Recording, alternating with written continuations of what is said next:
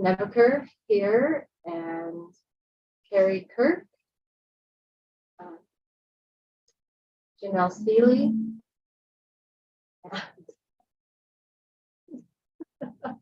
and Beth.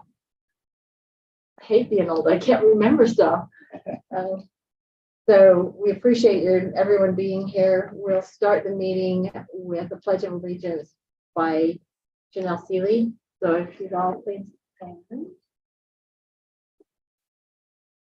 I pledge allegiance to the flag of the United States of America and to the republic for which it stands, one nation, under God, indivisible, with liberty and justice for all. Thank you. Brent, going to give us a prayer. Dear Heavenly Father, this evening as the City Council, we come together and are grateful, Father in heaven, for our wonderful city. We're grateful, Father in heaven, for the opportunity to serve our community. We're grateful, Father in heaven, for the beautiful blessings Thou hast given us of this beautiful community, where it lies, and the many wonderful features that it has. We're grateful, Father in heaven, for our citizens, for their contributions that they make to the community, for making the community. And we hope this evening, Father in heaven, that we can make right decisions that will be in accordance with Thy mind and will, and that will do best for the citizens. We're grateful, Father in heaven, for the safe travel we have had here to this convention. And we give Thee thanks for all things. And we say this in the name of Jesus Christ. Amen. Thank you.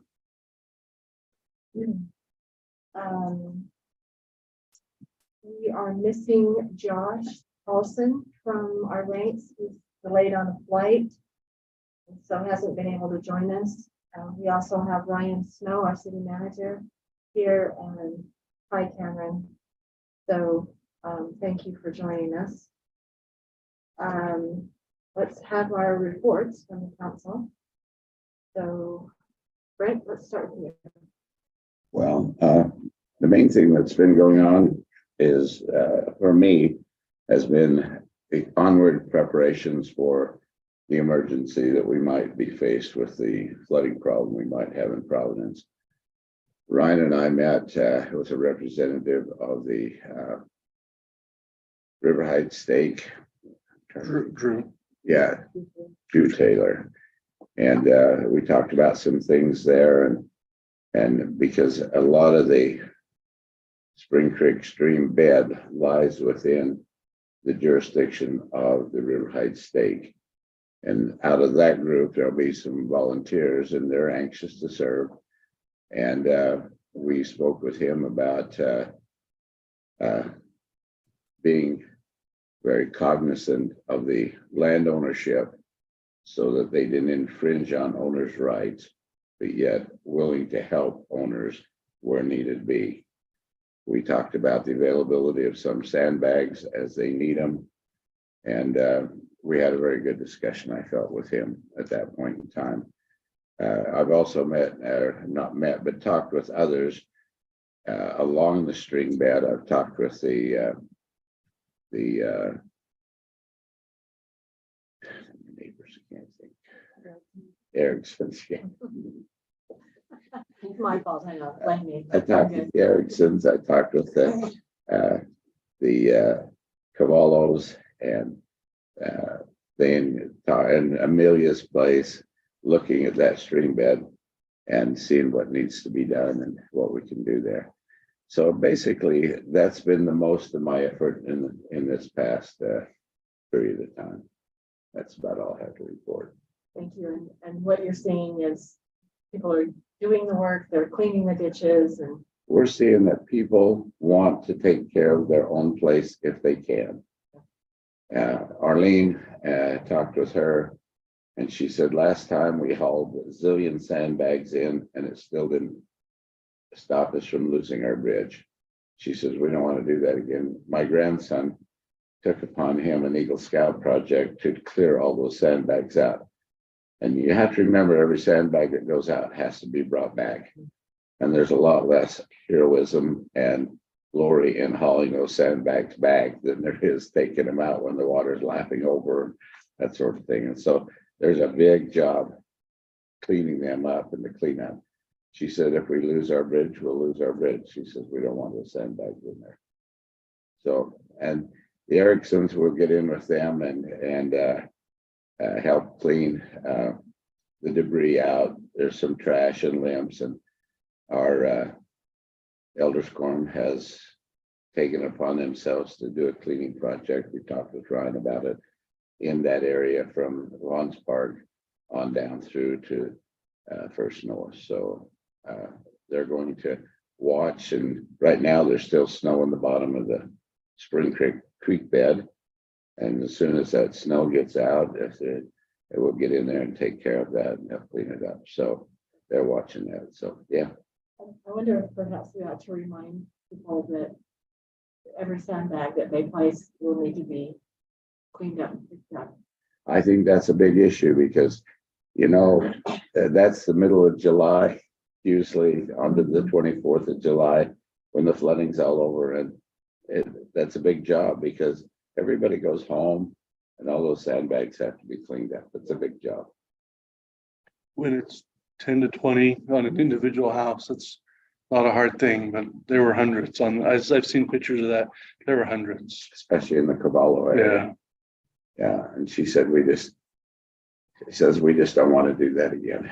And Bill and Arlene are old, that we stepped in and helped them clean it up and cleaned up Ted's and back in there. But I'm getting to the point we'd have to have younger people get in there and help clean those up too. They get pretty heavy. So I think that's probably something we ought to add to our flood information that we do in the newsletter, maybe, is to say, remember, when you place the sandbags, at some point they'll need to be cleaned out. Where do they dispose of?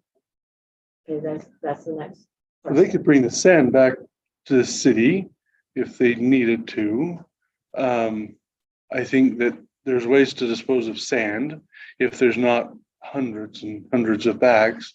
But the bags are garbage at that point. You just toss them, throw them away. Yeah, what's what we did last time. Cut the bag and leave the sand there. You could, Dump and throw the bags away. you can keep the sand, but you gotta, I mean, in order to clean up your property so it's not a nuisance, you would need to cut the bags open and take the bags, and because if you don't, they'll just rot. I mean, and it'll just create a So as we're talking eyesore. to groups that are volunteering to put them out, that probably ought to be part of the discussion. It really ought to. Remind them. And the sand can be taken back up to the city. I'm sure they can use. That's what we did last time. Yeah, We took it back up and put it in a pile, cut the bags, and we got rid of the bags because a lot of them get shredded and get holes in them. And, you know, if they sit there a month and a half, you know, and yeah. and then they dry rot. They just, it's just a cleanup that, you know, you clean up one thing to clean up We're not another. looking to add more sand to the riverbed. No, we don't want them dumped in the riverbed. You wanted that sand to be put away and got rid of it. The crews will need to come back. Anyway, I just think it's probably worth mentioning I do too. to the groups that are volunteering to do that. Great. Yeah. I have attended a few board meetings as well. I met with the irrigation company and Brian and Rob. First, we're grateful. Looked at some things there. I've been interfacing a little bit with the River Heights State because I live there. But my effort is to really try to take the projects that are organized and get them on Just Serve so that people can see a time when they can come and use. So I've got, I think, 6 projects posted right now. I just want to make those projects that get posted as clear as possible with the equipment that's needed, the work that's to be done, but it is kind of something that I probably should coordinate with Brent on. That man right there, Ryan's our. And So just that- taking so off that- some of the limbs. I mean, we're not, But I mean, I feel like it's an interesting conversation for the property owners, right? Because it is their property. If they're interested in improving it, explaining the scope of what is really beneficial. And we want to make sure that we're in a consistent message on things that float and things that snag things that float. We're not looking to reshape the river. Obviously, if you change the course of the river, you create the potential of other problems that are unforeseen. Well, or loosen up the bank that has had vegetation to hold it. You cut the bank, and then you could make more harm than good. Keep in mind that as you put sandbags out, if you contain the river, the creek with inside of its bank, and you put sandbags just on the bank, if it pierces that sandbag, because you'll keep pressure. I mean, you imagine you're keeping water pressured to that point. The wider you can spread that without damage, the wider you can make the river, the more it will stay within its bank and not have the pressure. But if you blow out a sandbag wall, you could create a lot more flooding. Yeah, but if you move it back, and that's one thing we talked with Drew about, was maybe not putting it along the river bank, but if you could put it out, and so that it flows. And when we're talking about a lot of water, and we're just trying to get the water through, not slow it, not stop it, not hold it. We just want to get it through the town without it snagging and clogging up culverts or other places. So Well, I think it's easy to get complacent too, because here we are. Our snow is melting on our lawns, but we forget that it's all up in the mountains and it's got to come down. And I think some of what has happened, or at least my worry of some of what's happened is, last year we had the windstorm. The year before we had the snowstorm that brought down the limbs early. And if that hasn't been cleaned up and picked up out of it, then the flood's going to bring all of that into certain spots. And so it's just going back and saying, okay, you cleaned up the yard, you cleaned up the trees. If you haven't cleaned up the creek, it's time. Don't do this anymore. Right, don't. so they need So to, they'll need to take it to the dump. yeah, I think people need to be, I you have know, some questions. it's their responsibility in their backyard. I mean, it's not the city's responsibility. Right. It's a citizen's responsibility. And maybe they don't have a means of transporting it, but neighbors possibly do. And they can work together within the state to get trucks or whatever, pickups to haul green waste down. When the wind blew and knocked the trees down, we didn't have the city come in and clean that up at the Broadbents. We went in with chainsaws and trailers and trucks and loaded, hauled it all out. And, we want to help, but not take away the obligation that the citizens have to take care of themselves. I'll just make one more comment, two more comments. One thing, if their basement is prone to flooding, they ought to invest in a sump pump. And they ought to be proactive in getting something around them if it's prone to flooding. I know some of those homes down around that area are prone to flooding. The other thing is too, and I put that on the website, you ought to look into flood insurance, because it helps in the event you get flooded. And I don't know how much it costs. I didn't look into that, but if they're in the floodplain, they need to look at It flood costs a insurance. lot, but it costs a lot to fix with no insurance. Oh, absolutely. I had a flood in my basement from an irrigation dish, and it cost me $20,000. And I did all the work.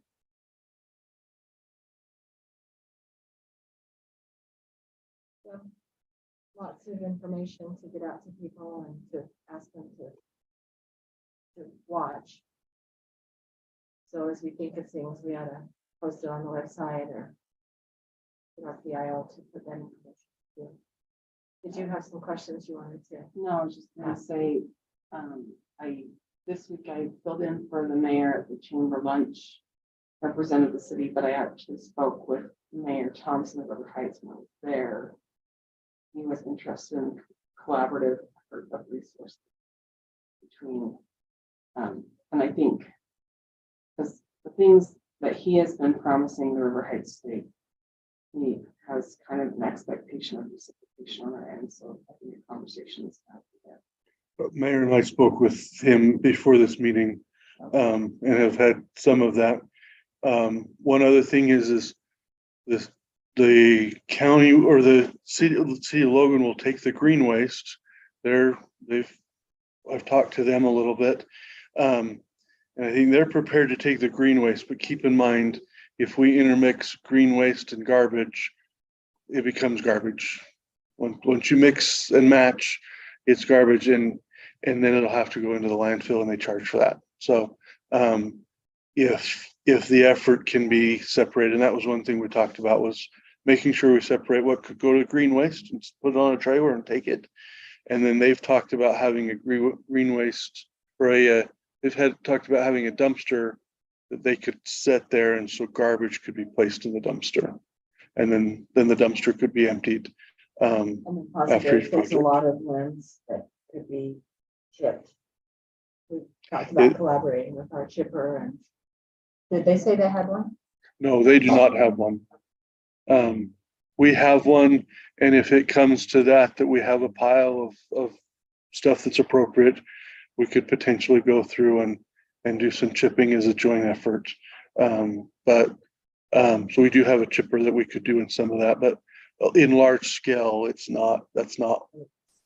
doesn't make sense in large scale. It just in small scale, if it needs to be done. And so, but we have some of that, but it's small scale. One question for you. You talked about a backhoe. Is that still in the docket? Yes, so we got it. We've ordered a Traco. We got some money to order a Traco to place in Vaughn's Park to help in the cleanup and the cleaning as debris comes down. We'll use that in that spot to be able to clean as it goes.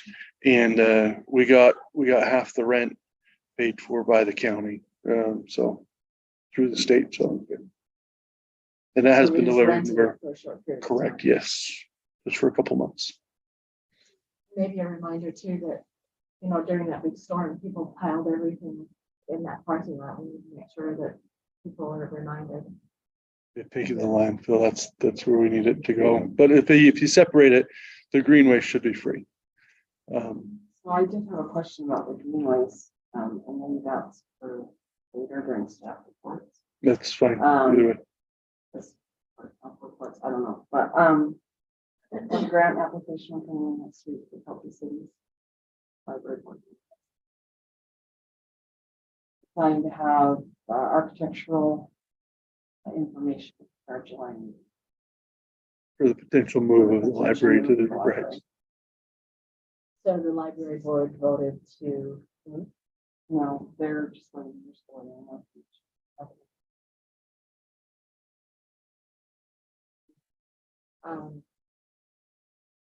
Okay.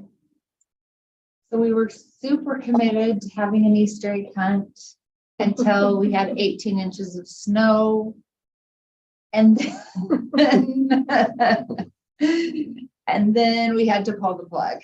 So we stuffed our Easter eggs, and now we're going to unstuff them and have candy for our first few parade. Let's do it. Let's leave them and let's do it during the sauerkraut days. Oh, throw Easter eggs at the parade. They kind of hold together. Yeah. Tentatively.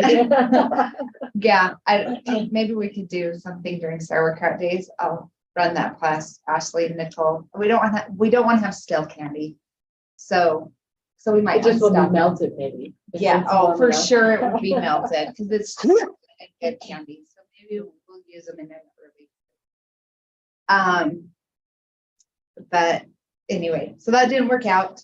I have made some progress on some of my fiber goals, which were to work on a matrix to help people out, so that they can know more, so they wouldn't have to call each of the ISPs themselves to know differences and similarities, because there's, the ISPs have so many similarities, and sometimes you just need to look and be like, oh, they're all the same, with their customer service or whatever. And some things you need to look and be like, oh, that is a little bit different. And so I worked on that matrix and called each of the ISPs. And so I have that ready. And so we just need to make a plan for distribution. I also did make a draft of a video script for signing up and getting the fiber subscription. So we also need to make a plan on that and distribution of that. Youth council applications are open. So the only applications I have so far are youth from previous years. So if you know any exceptional youth, 8th through 12th grade, that's what we're looking for. It's mostly service oriented, mostly city activities. It's not a heavy time commitment. It's a great resume builder. There's a lot of reasons to do it. They learn a lot about government. They become really involved with the city events. And so if you know anyone exceptional, go ahead and let them know that those applications are open. Do we give anything to outgoing youth council, like a letter from me? A message from you? I gave them a letter of recommendation. I have given the seniors this year a letter of recommendation. I don't remember. I may have had you sign it. The seniors this year all had done it previously, so I gave it to them at the beginning of the year, since that's when they would have been working on scholarship applications. So I don't remember if I had you sign it or not. I think maybe both of us did sign it.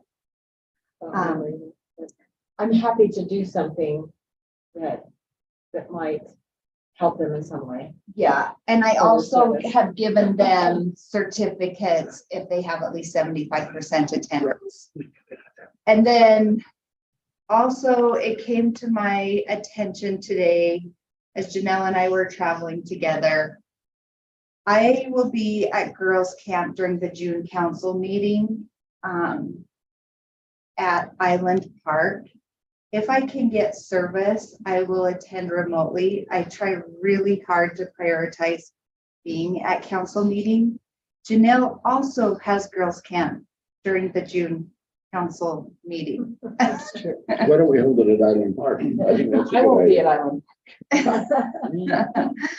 I might have girls camp.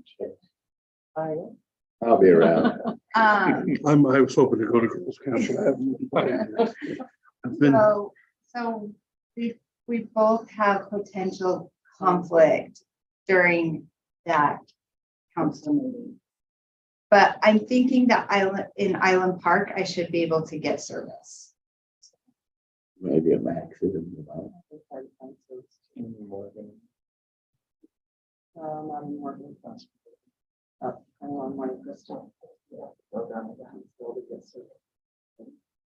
So is that camp? You go through Huntsville and back up in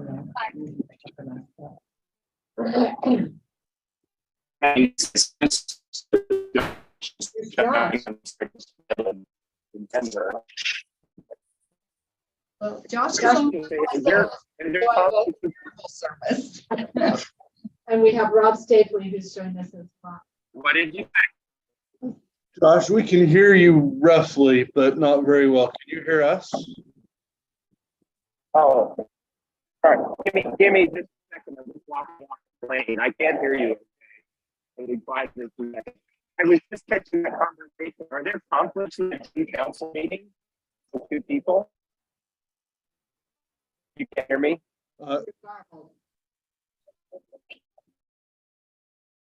Andy's gone.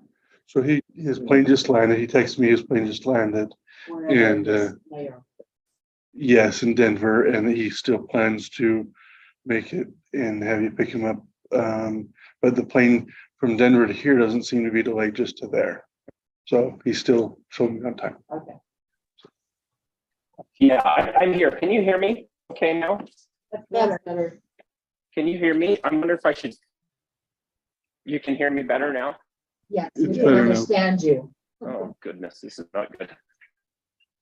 Me, but you can hear my voice. Yes. Oh, that doesn't help. Okay. I think I'm going to call in via phone and not do the data connection. Well, you're fine. We can hear you. Oh, you can. I was just saying, Carrie was saying she has a conflict with the June council meeting, and Janelle does as well. Is that correct? Yes. That actually lands during Outdoor Retailer in Salt Lake. That's a big conflict for me too. Would it make sense to consider, if three of us have a major conflict, would it be reasonable to consider moving it a week forward or back? Like Jeff has. Three girls, yeah. And you have to go. Okay. Let's discuss that in the next meeting when we're all in the same room. We'll put that on the agenda. Okay, okay. Okay. Carrie, are you done with your report? Yeah. Thank you. Okay, Jeff? Oh, good, Josh. You made it just in time for the mosquito report. So I didn't go to the mosquito meeting this past month. I just didn't feel like it. But the first mosquito entered my home and I did kill it. So I'll attend the next meeting and find out what they're gonna do about these mosquitoes that made it into They're my home. invading your home. Yeah. Bite you. Anyway, We think the mold. yeah, there's only one. I got it. There was a very well attended planning commission meeting that I went to that I've never seen one so full and lively. I counted 66 citizens there, standing room only. So if you haven't had a chance to listen to that one yet, 66, like Citizens. adult size? or yes, All ages. I didn't count the kids that were there.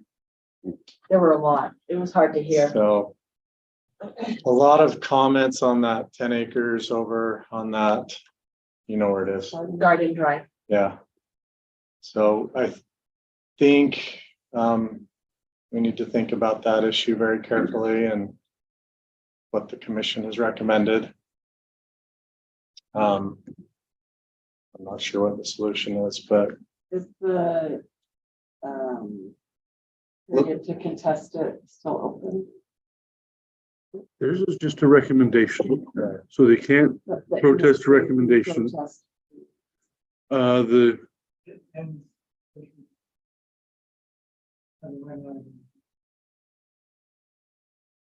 and it still would be a council decision And in May. So the timing, that had to close first before it was on our. it will close first, yes. It will, but I didn't Right. know.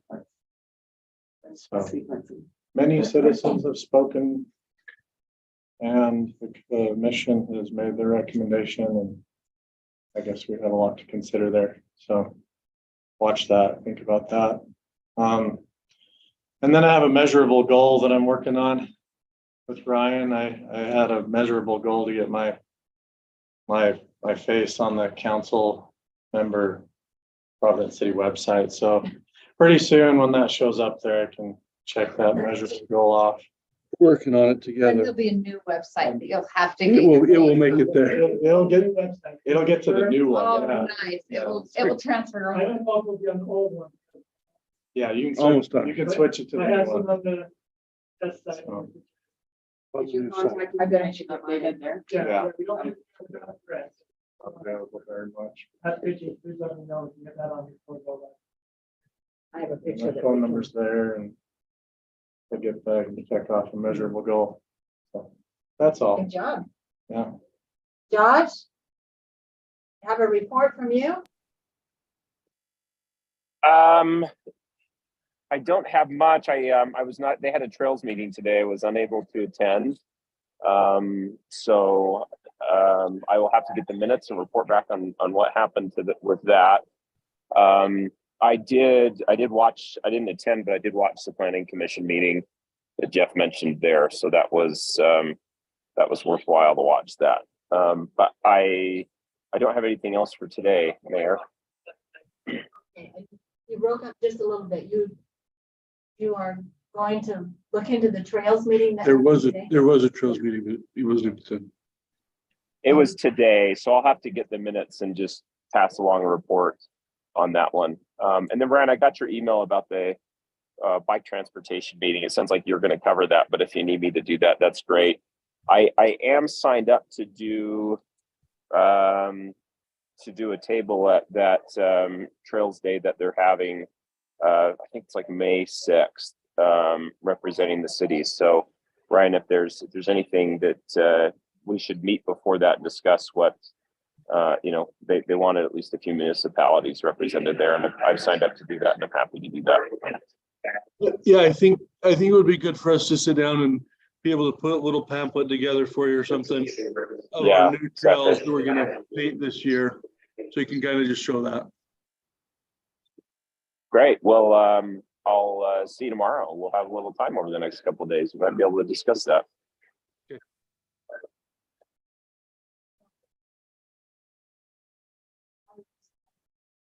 Go to the chamber's mayor's introduction. How many mayors were there, Dave?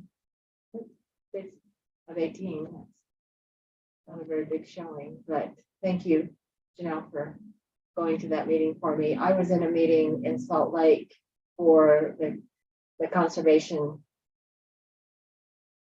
It's the Lee Ray McAllister Fund, and we're working through what people have to go through and do in order to put their land in a conservancy district, a conservation district.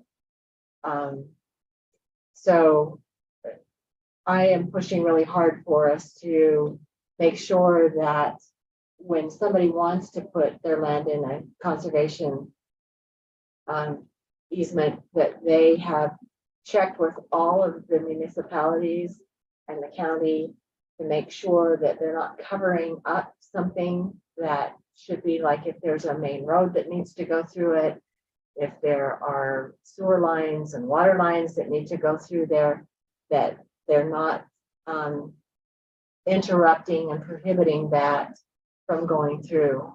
And it's something that they hadn't really thought about before, but looking at some of the issues that we've had in trying to get water lines and sewer lines through places that are in conservation easements, it's important that the state looks at that and follows their plan. But nobody was ever asking that before, so it's been interesting to do that. We just have ongoing meetings with the chamber and trying to be involved and trying to make sure that Providence is at the front of the line when things need to be done. So anyway, I'm trying to represent the citizens of the city.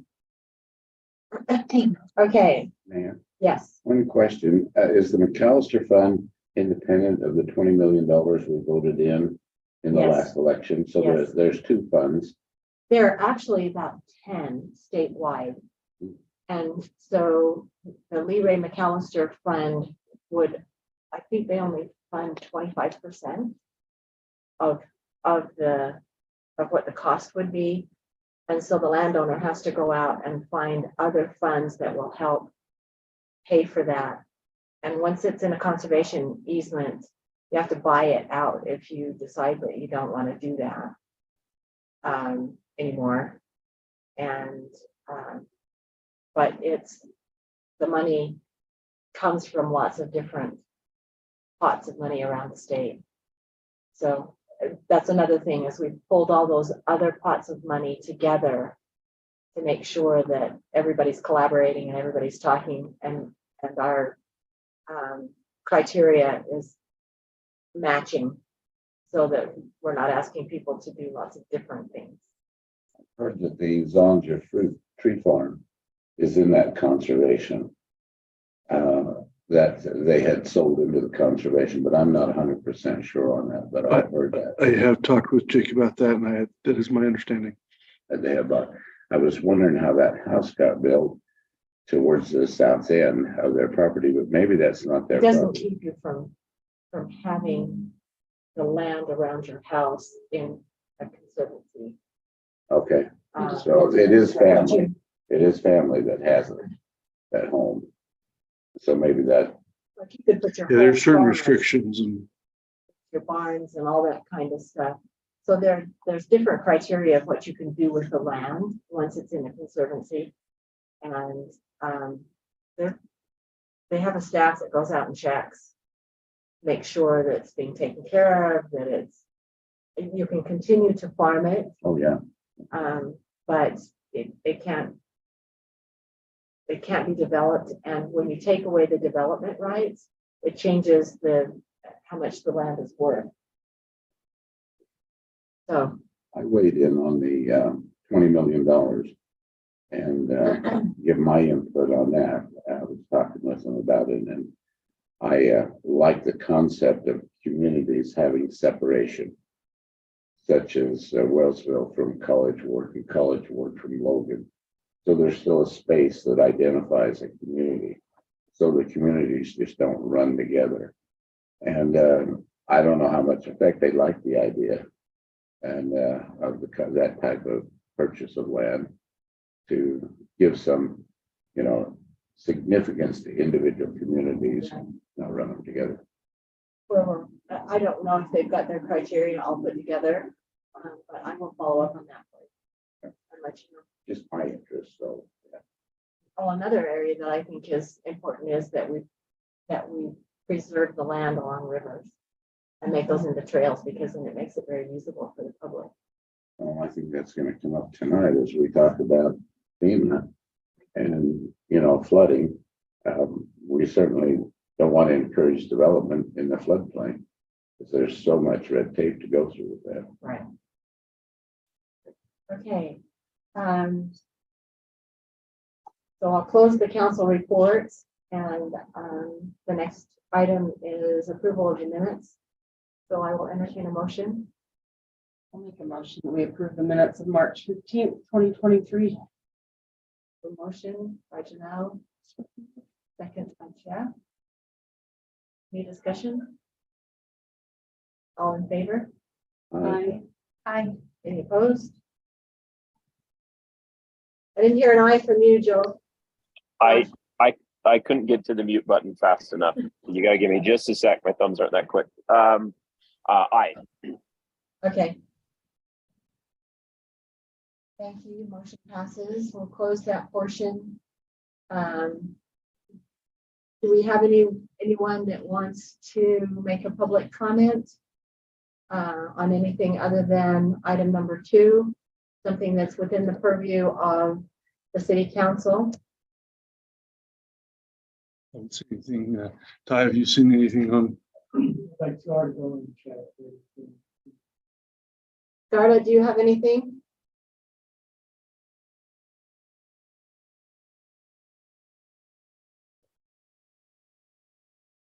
Mute button to work. No, I just checked, pulled it up, and then I'm not getting anything for tonight's meeting.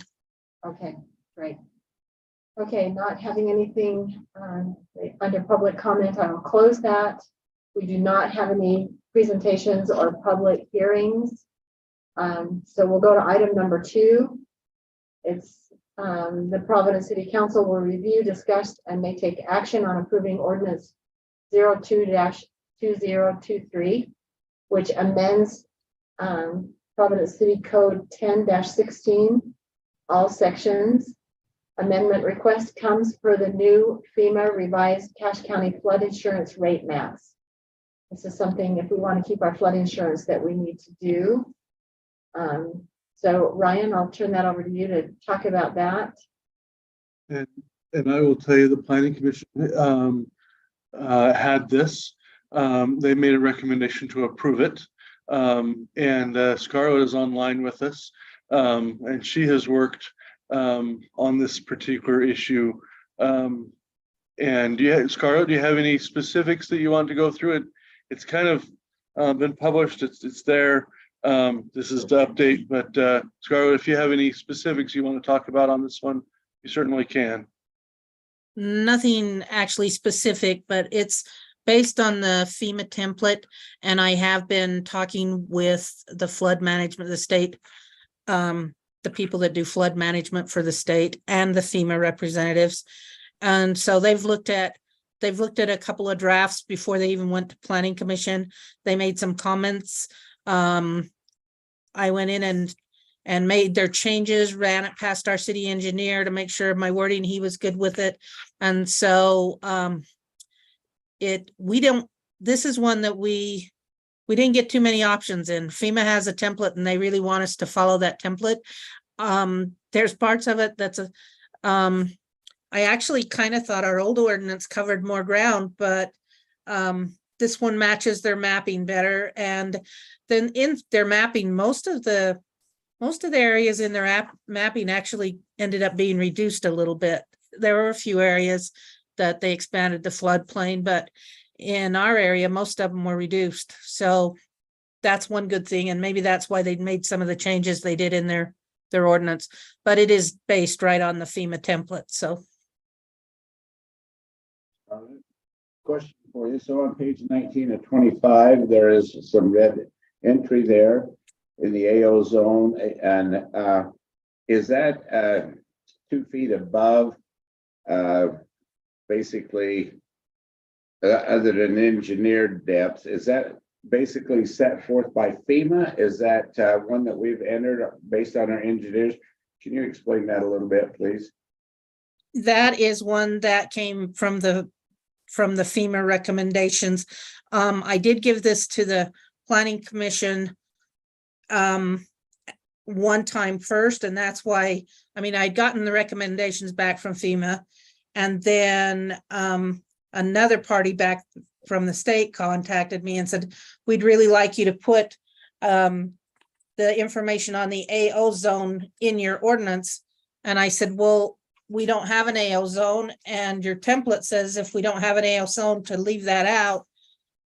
And she said, well, we recommend that you put it in because when we redo, and if you don't have if you don't have it in there, then you have to redo your whole ordinance. And I said, okay, so we put it back in, but that's wording from FEMA, Brent. AO zone, can you give me an explanation of that? I tried to find what it was referencing and I wasn't successful. AO zones are zones that don't have the actual base flood elevation specified out with the zone. And so that's why you have to have them provide the highest grade. And if there is no depth number, then it's at least 2 feet above. And I see there's one in there for non-residential as well Right. on 20 of 25. Yep. Yeah. Okay. All right. I'm just curious. Yes, that's why.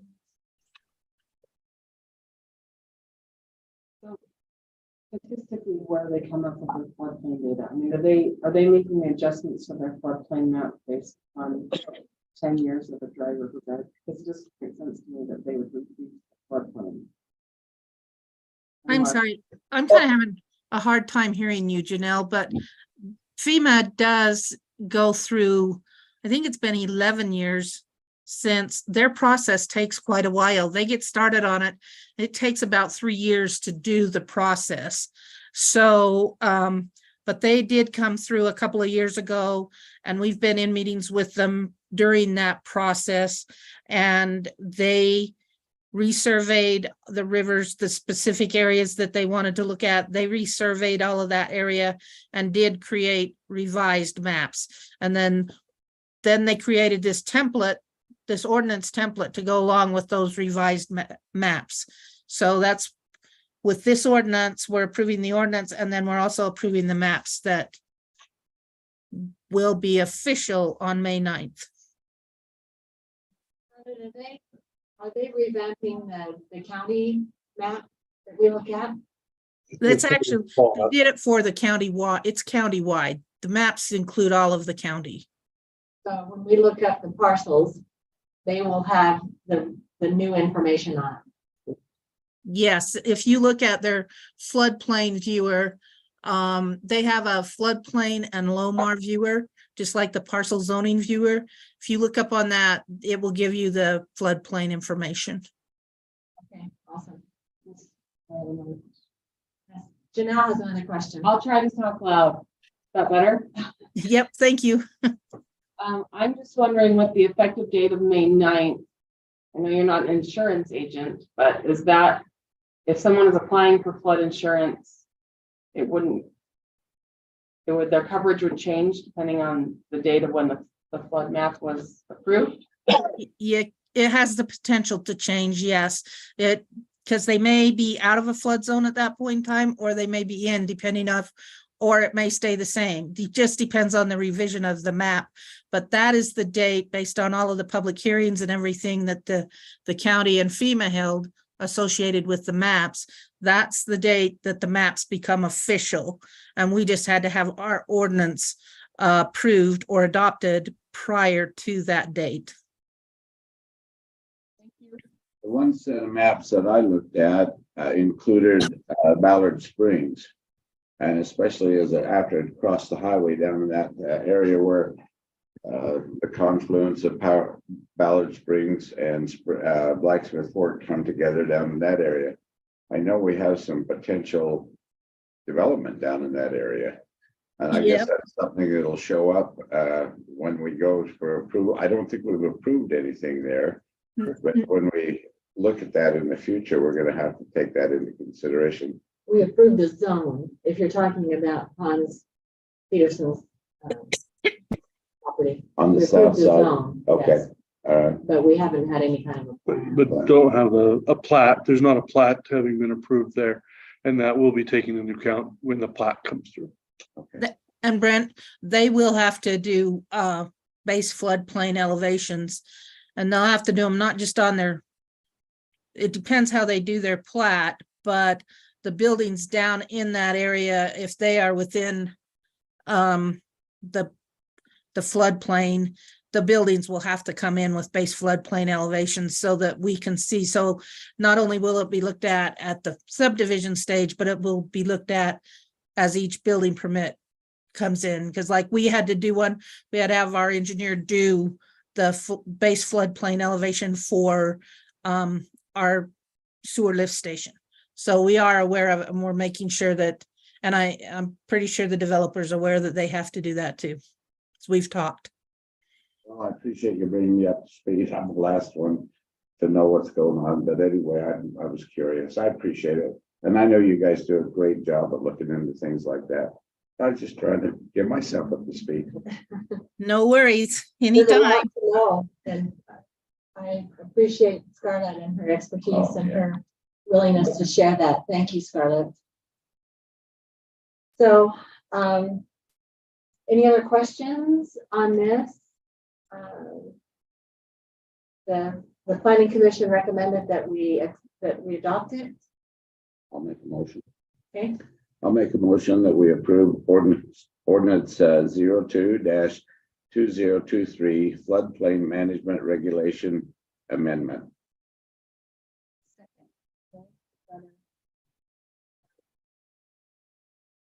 Motion. motion and a second.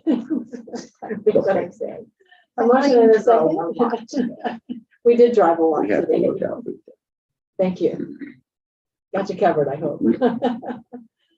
So we have a motion and a second. Any further discussion? All in favor? I Aye. Aye. Any opposed? Motion carries. Mayor, just Yes. one quick comment.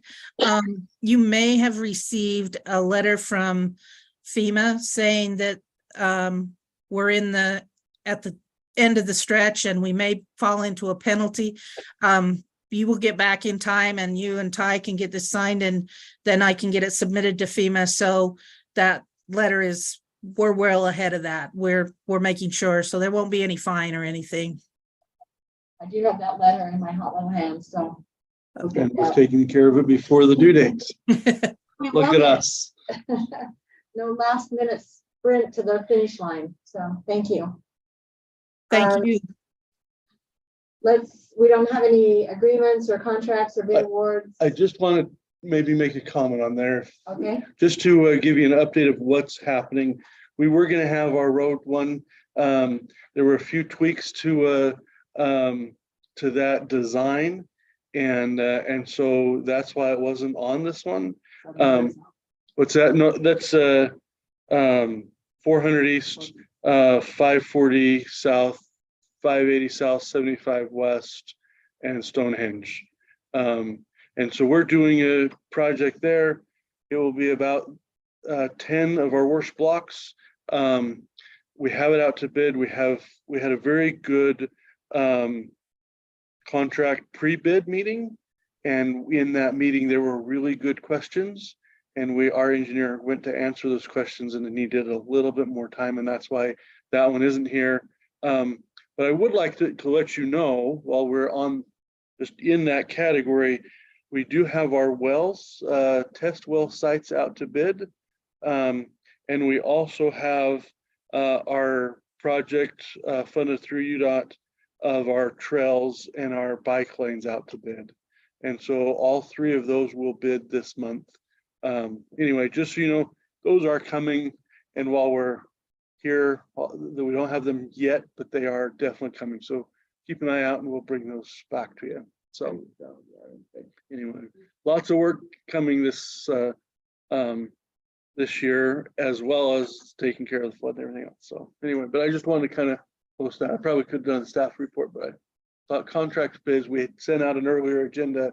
I just want to clarify why that was removed. So planning to tell the citizens, just kind of make a list of all the things that we're working on for the year, so that they can be aware that they're coming and be aware of all the great things that our city staff is doing.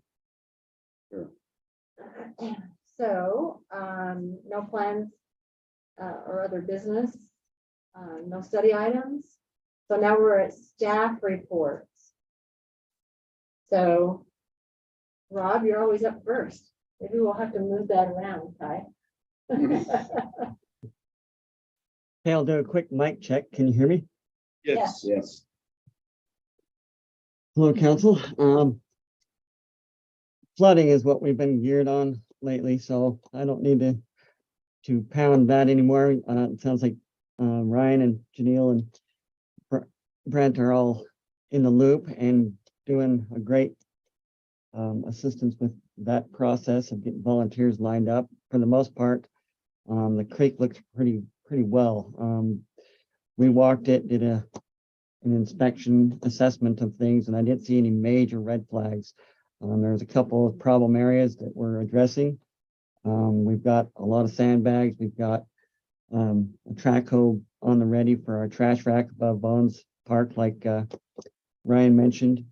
So it's pretty much mostly a lot of logs and sticks. And the more of that we get out, the better off our trash racks that are across, you know, that stream bed will be. So I welcome volunteers to clean up the sticks. We had a group a couple days ago that took care of about 200 feet of the creek bed right at Bones Park, where it's hard to get equipment that can even haul it away from there. And they did a great job of cleaning just 200 feet. And they took a huge trailer of wood out of that creek bed in just that short distance. So from Bones Park up, there's a lot of sticks that could be thrown out of that stream bed that are going to wash down.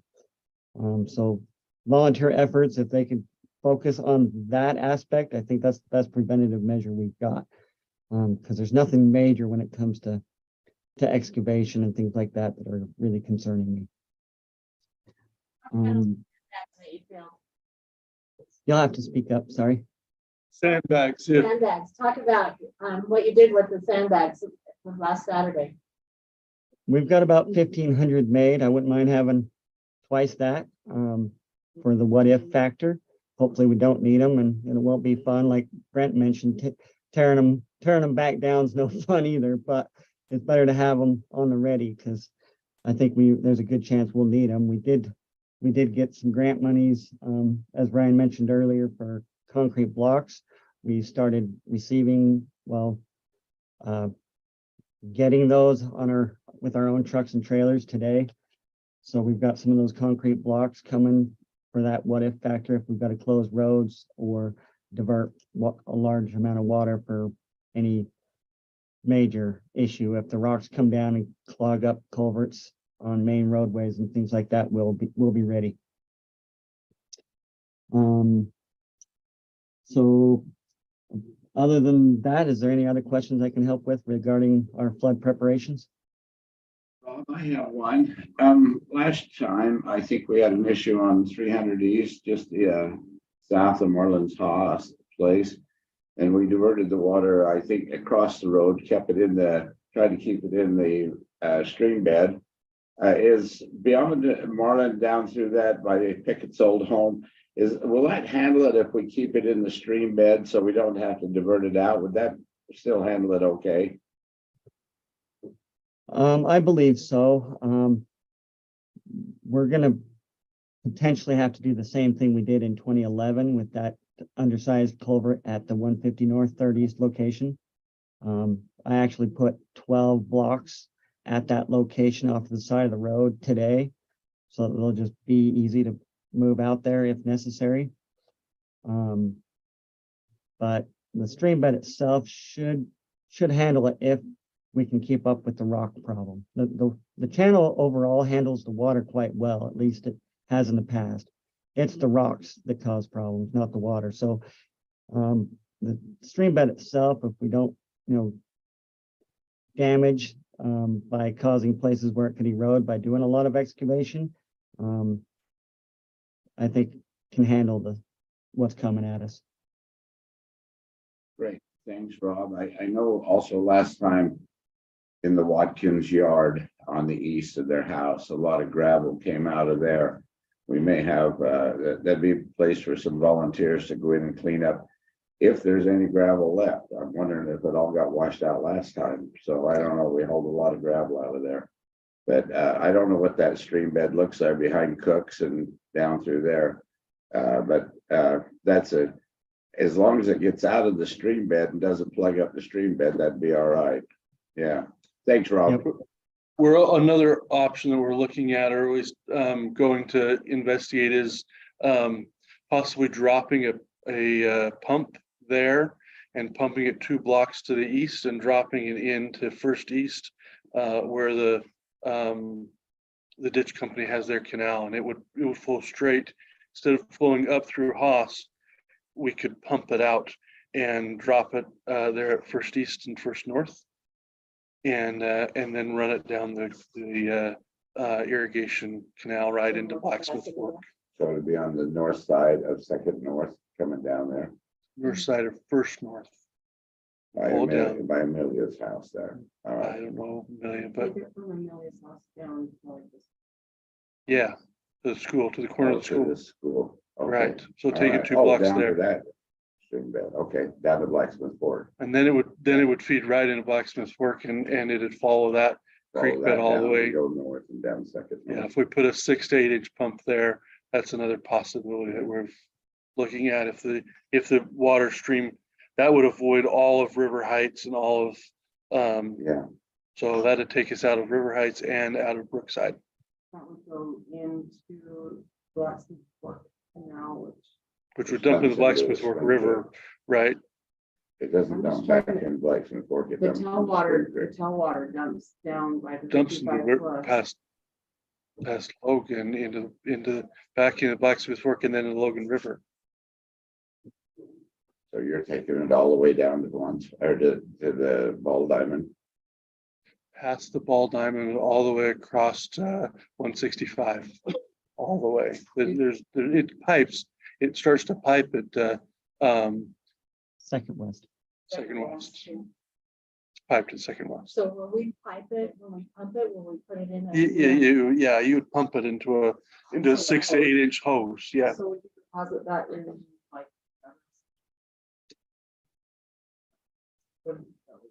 It wouldn't go north, south, it would go east, west. correct. So it'd take us about 1,000 to 1,200 feet of pipe. We'd close 2 of the roads there, and then we could take that water and straight west. So that's another option that we're looking at. If we get another chance to get a pump, we might we might get a pump and try to push water that way, which any water pump that way obviously avoids the stream going around Brookside and River Heights. That's that area, that's good. Okay, we can look at it. But anyway, that's another possibility with it. So when we talked about sump pumps, we need to make sure we remind people that the sump pump water does not go into the sewer.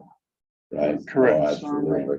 So that needs to be a reminder. They were talking about it on KSL today, about the issues that some of the cities in the west part of Weaver County and Salt Lake, there are people who are purposely hooking it up to the sewer, Yeah. and the sewer plants are just overwhelmed. It's like twice as much sewer water that they're having to process. And that's why we're asking people to clean their gutters and the storm drain if they have one by their house. So that water can take that storm water out. But yes, that doesn't go down the That sewer. bears reminding. Once again, in the newsletter and on social media. So that we don't overwhelm the sewer system. I feel like there was a post about that on social We media. have done a couple of posts about that on social media. We've tried to get that word out. Ryan, this is probably not as big of a deal as overwhelming the sewer system, but just from a budget standpoint, with all these extra flows, are we going to see a significant increase in sewer costs for the next couple months? Probably. To be honest, yes, probably. Like hundreds of thousands of dollars, or No. tens of thousands? So well, let's get around to my report and we can talk about budget. Let's let, if I think Rob's done, but then maybe we'll let Scarlett do her report. I've got a question for Rob, Okay. and I think Janelle was wondering too, she alluded to it. Just the green waste bins, like, I know we're still charging the $1. Like, what's the status? I'm just a little confused, like. Logan's still charging are us you not some money. What, I'm just not sure what the status is. On the Yeah, green why waste. are we charging $1? The We're not bins aren't getting coming. bins. It was a county assessed fee that we still are paying. We're looking to maybe get some money back from Logan, but they are still processing the green waste of the landfill and are still charging a fee for that. For that's already been But they're not delivered. collecting, they're not providing. the But they're service, charging.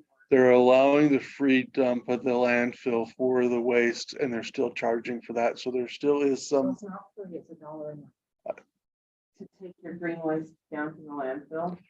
at this point, we're still working on that one, but that one hasn't been But they resolved issue. started assessing the dollar to collect I it. understand what they said and I understand where we're at. I'm just letting you know the little bit that it's still being worked out. Okay, so I'm just seeking to understand. Yes, and we're seeking to understand how that works. But when they assessed it, 50 cents was assessed for the processing of the landfill and 50 cents was assessed for the collection. And that's why Logan had a 50-cent assessment and everybody else had a $1 assessment because they were still assessed for that processing at the landfill. So yes, you're right. It's not free, but there isn't a charge for anybody that's taking it there because they're already including it in their per can fee. So our answer to citizens is green waste the green waste dumps are not coming. Correct, Take them to the landfill correct, because you're paying for that. because you're paying for it. Correct, And don't mix your trash with your green waste. or right. else you'll pay again. Or you'll pay more because you have to dump it in the landfill, correct. At And as we $30 a ton. transition from Logan not collecting everybody else's garbage, that's why everything's kind of in flux, because we're trying to figure out what we're doing, what we're being charged for, what Logan's gonna keep doing, what we're going to do. So, Helen should be patient with this. If that's something people are passionate about, maybe they should take it up with the county council. There we go. They should, yeah. Anything else for Rob? Yeah, I think Ryan answered that one really well for us. You can always recommend that they look into getting a green waste curbside can. I like mine a lot. It helps with all the day-to-day, the week-to-week type stuff that a lot of people only bring, garbage cans and wheelbarrow loads regularly. And if they had that green can, they wouldn't have to do that. So as far as travel to Logan City, so you can always recommend that as well. But we've been told they're not coming back, and so we're looking at repurposing that area that the green waste facility used to be. Is there additional signage there that indicates they will not be coming back at all? Says it's closed. We just left our original hasn't- season. It's just left that it's left closed. So, I think they might still be thinking that it's coming. If we let them know that it's not going to be available at all. we've had some social media posts that it's not coming back. But getting the word out farther, maybe that's a newsletter or something else, but getting it out farther. But yeah, I would encourage like Rob, I will say I have a green can at my house. It works very well. And I would encourage everyone in Providence to get one, especially when we ultimately buy them at half the price. And this would be a great time for everybody to get a green waste can. I have one. So Ryan, Hey, are they? Yeah, Josh, sorry. No, that's okay. I don't mean to talk over you. It's harder when you're not in the room. Would you summarize again the reason they're not coming back? Is that because of the change in our waste disposal in general? I want to make sure I have the message completely crystal clear. Yes, Okay. they're changing. They've decided not to do it outside of their city, and they don't do that inside their city. Got so ya. they're not doing it for anybody else. Okay. All right. Got the answer. We do have 3 garbage truck chassis on order, so we're gearing up to take on the waste side of things. And then can you get more than one green waste can? Because I could probably use like 5. Yes, you can. We charge by the can, and you can have as many as you want. All right. Or you buy a trailer. Okay, thank you, Rob. Scarlett, you have your report?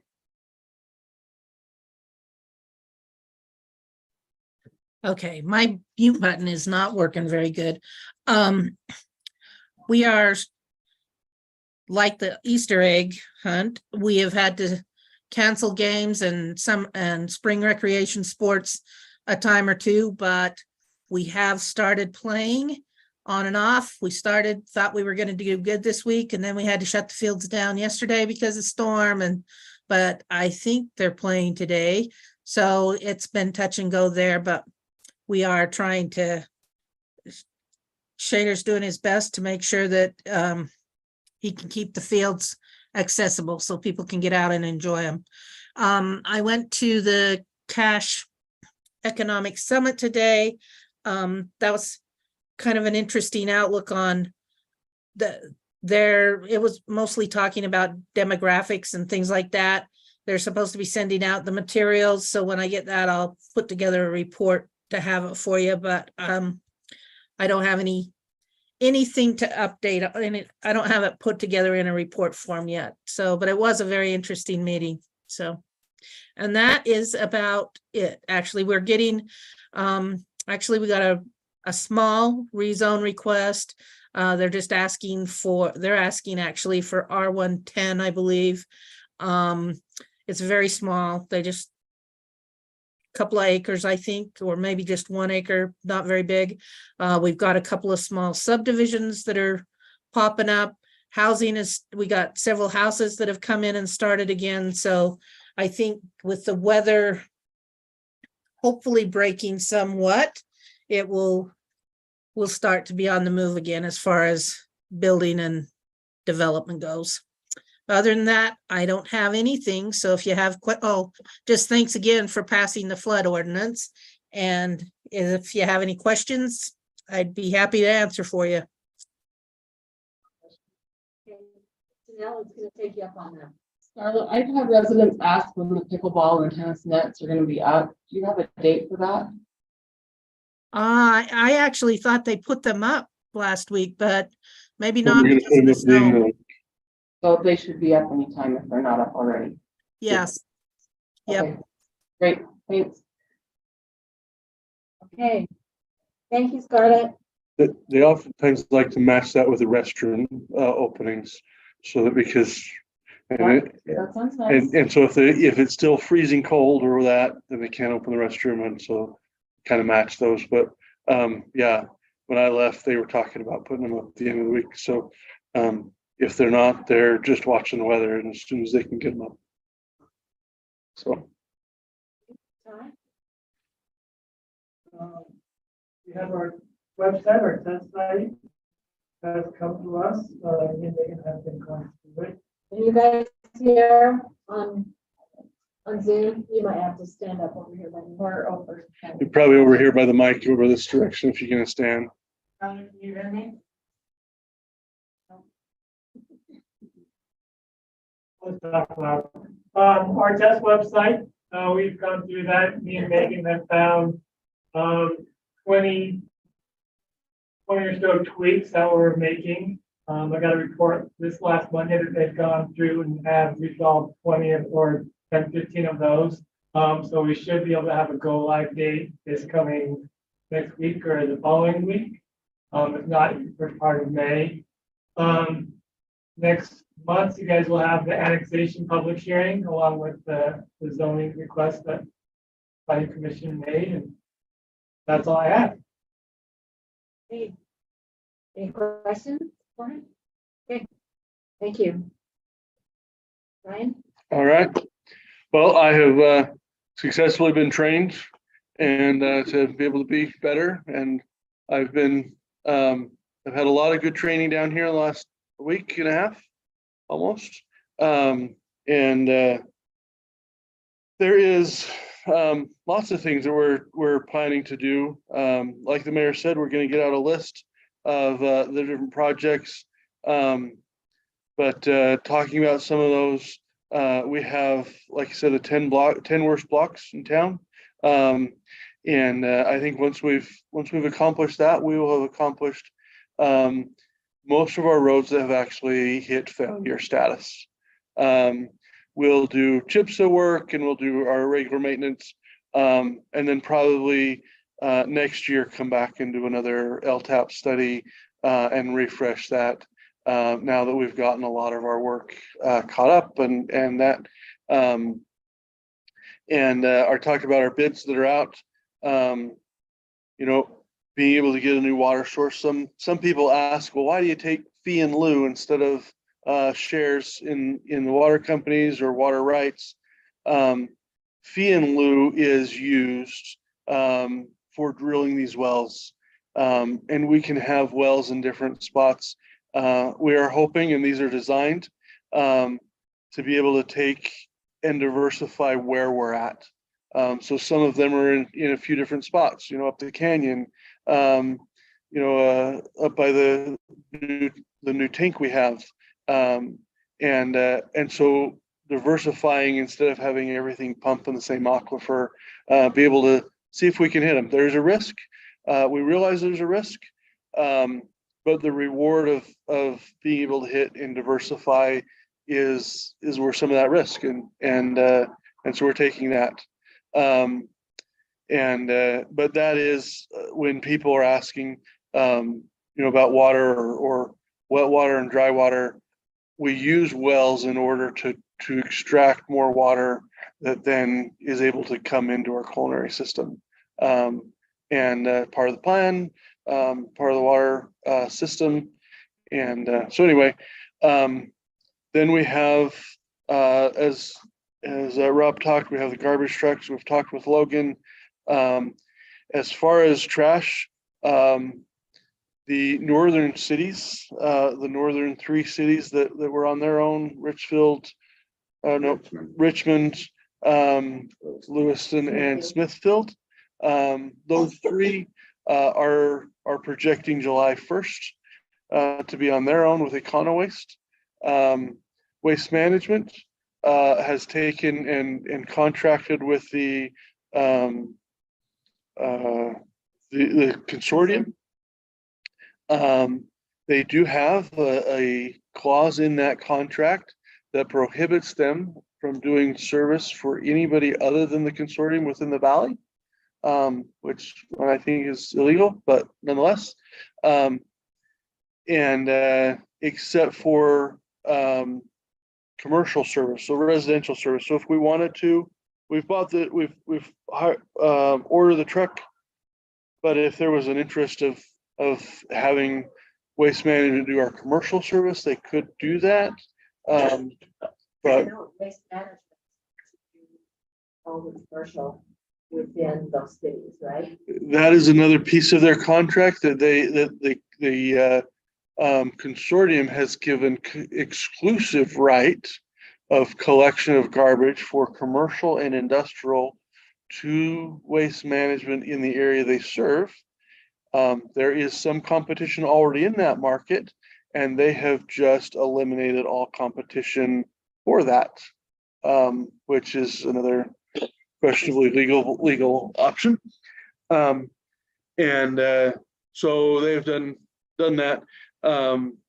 And Waste Management is anticipating to start their service October 1st, which will leave us on Logan until we get our trucks.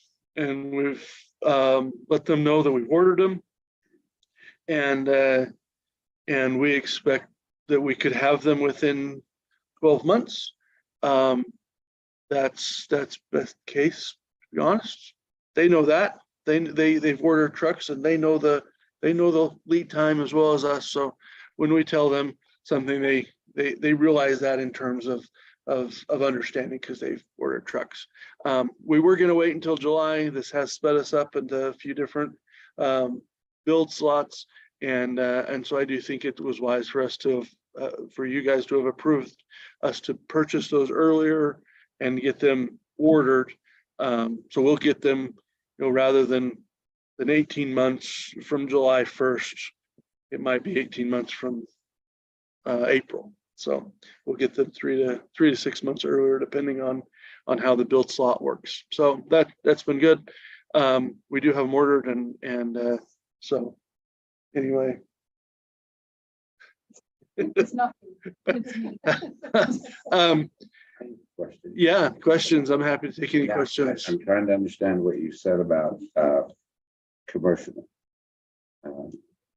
So we will still work with the consortium for commercial pickup? At this point, we haven't planned on it, but I'm just letting you know that the option and window is available if you choose to, and not the consortium. It would be with Waste Management. Is that another company? That is the company in which the consortium is hired. That's their name. WM is Waste Management. That you'll see their little green. Yeah, it's one of the world's largest. Pick up our commercial. They're not allowed to pick up our residential by contract with the consortium, but they could do our commercial. Their contract with the consortium doesn't prohibit them picking up our commercial, but it does prohibit them from picking up our residential. I briefly just talked to them and said, happy to have a quote if you're interested in doing something for us. I'm happy to see the numbers, but at that point we've ordered a truck and we're prepared to do it on our own. And that is, the commercial is dumpsters and front end. Front load. So one thing came to mind as I was watching Logan City operate. They have a 2-ton truck that runs around, has hooks on the back, and they were picking up med waste. You're picking up what? Medical waste. Oh. And so I'm wondering, does medical waste has to be handled differently? Because we have IEC clinic down there. We also have the one on what's that? The dental office. Yeah. That's a very good Does question. that have to be handled differently? In our discussions with Logan, that hasn't come up. So it's yet to come up. There's good questions. I know sharks So- have to be handled differently, Yeah. and, you know, a source, you Right. have to put them in special containers. But there is, you know, a concern about medical waste. Yeah. I don't know the answer to that question, but as we move along into this, we'll have lots of questions and we'll find out lots of answers over the next year and a half. Yep. And we'll find that answer out at some point. Someone might like something. I do think that overall, I think that we'll do well. We've made good decisions, and I think that we can certainly do it. And Logan's confident we can do it. We're confident we can do it, and so we'll see what Waste Management does on their own. And so anyway, we'll see how that 5 years will be telling to see. In 5 years, you can look back and see where how that. We'll know for sure in 5 years. Carl, sometimes there. So anyway, I hope I've recorded everything. If you have questions for me, please feel free. Any other questions? Anything else you have a desire to know? Question about the sewer utility study. Okay, Project. great. I have reached out to Susie Becker with Zions Bank to engage that. She is working on it. I visited with her today, making sure of her progress. And we have some information that we're getting from Sunrise Engineering because they do a lot of plants around the state. And so we're getting some information. So I've talked to Sunrise last night. And so they're working together. They've connected, and they're working through some numbers. I don't know the time frame of when it will be a deliverable, but I'm hoping that by the next council meeting would be my hope. So it might be a full agenda on the next one because it is budget. We do have our budget. So if you do have any questions concerning budget or anything else, remember. Going to address possibly higher sewer numbers. Oh. So let me talk about a few things on budget that might be coming. This year has been a large water year. A large water year has three major effects. One, we've gone through a lot of salt, and through snow removal, we've gone through a lot of salt. We budget well, we budget tight, and we generally stay within our budget and do a very good job. But with the salt, with the flooding potential, we have tried to mitigate. We've gotten with the state, we've gotten with the county, we've gotten resources from them, and being feasible, we went to the trough and asked if they were giving out anything free, and we got some good free stuff. So we'll get a drone that we can use, and so that will be helpful for us for the future. We got the blocks that Rob talked about. We've got the Traco that they put in for. The only request we currently asked for, we're working on another request, but the initial request, the only thing they denied was sand and sandbags. So anyway, that was good. And then we had quite a few, an odd denial request, but the state kind of said, well, you guys have, as a group, you guys have a lot of sand and sandbags up there. You may not need it from the state. So they'll reevaluate. But so we have some costs there. We've tried to mitigate that.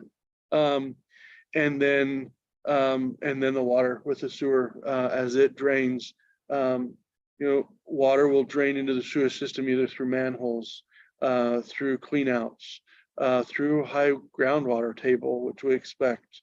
And if anybody is putting their stormwater into their sewer system, which we highly discourage, it will increase the cost. And so it's kind of like the trifecta. If we can if we could pull off magic and not need to increase our budget, would like to, but it is an emergency kind of situation that's happened to us. And so we will evaluate that come May or June, and we may need to have a budget adjustment. At this point, as we turn the end of the year, that's usually when we do budget adjustments. We didn't because we were in line and we were doing well. But we'll come back and look at that in May or June and see if we need to propose a budget adjustment. But at this point, we're holding strong. So. I have to remember that we live on a pile of rocks. So, pulling down. So anyway, but that's the trifecta that we've had with water this year. We're holding firm and holding out. And I think we've got a few other little projects that might have taken place and holding back. But it might affect us depending on how it shakes out. So, and if it does, then we'll come back for a budget adjustment based on the emergency of that. So, but we have to do what we've got to do. I mean, we're managing it on that end and trying to keep our costs down as best we can. But so At that juncture, anyway, and we're ahead of the game, so. yeah. That's So good. Way to go, Ryan.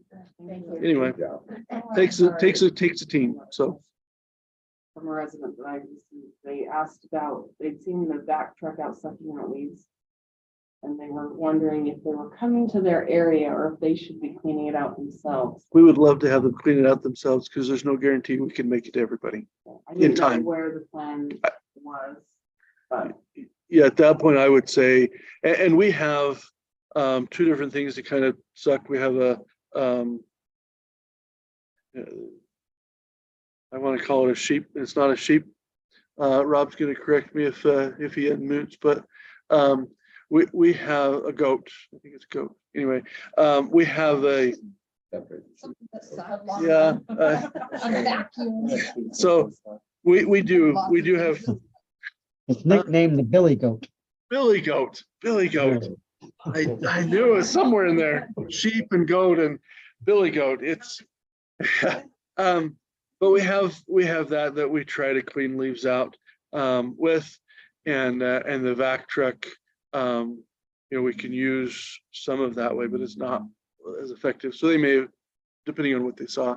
But I would say it is most helpful if they can clean out their own gutter and any storm drain that's close, because it's a constant. When we'll make it through the city maybe once or twice, maybe 3 times, and we'll try to do our part. But as we do it together as a community, it's better. So I would, if they have a chance and are able, I would ask them to do it.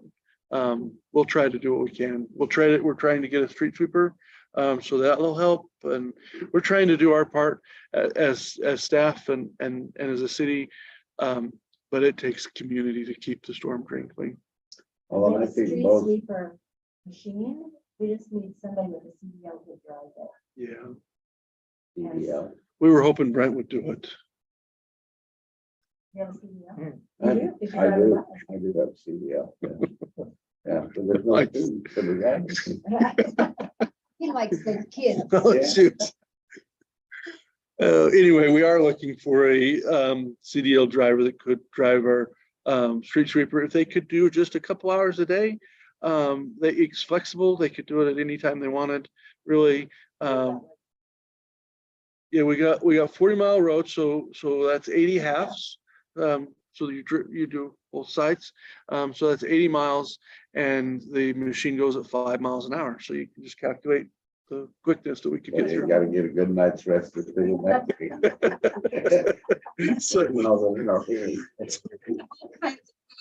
So anyway, if you have any desire there and or know somebody, maybe somebody that has driven bus or driven truck or and just wants to, maybe they're retired, maybe they aren't retired and want a part-time job. But yeah, it's kind of one of those that are just, if we have somebody we could put them on and just let them drive. I could listen to a lot of books. We do a lot of thinking. Yeah, good. Might be noisy for that, but I think both the irrigation companies encourage their people to keep their waterways open for those that are used for irrigation. But the last thing we want to do is just break them out and leave them. Because the next thing that's gonna happen is the wind's gonna put them right back in. yes, And so yes, they if need you're to, gonna, again, get rid of them. Right. Call them away. right. Well, we need to call it flood mitigation work to get their leaves out of there and get them taken away somewhere. And some of it is just good maintenance on a storm drain system or on a irrigation system. No, leaves are not helpful in irrigation. The last time I checked, I've never seen leaves be helpful in the irrigation system. So clean them up, and this is just a good time to clean up and beautify the other parts. The city has taken care of the roads, and we'll finish taking care of the roads. For the most part, we'll have great road. By the time we're done this year, we'll have as good a roads as any city in the valley, and probably better than a majority of them. We'll have the best water system. We'll have as good a sewer system as any. We'll have a connected water system over SCADA. We'll have a fiber system. And you know, if we can just get some help cleaning up the ditches and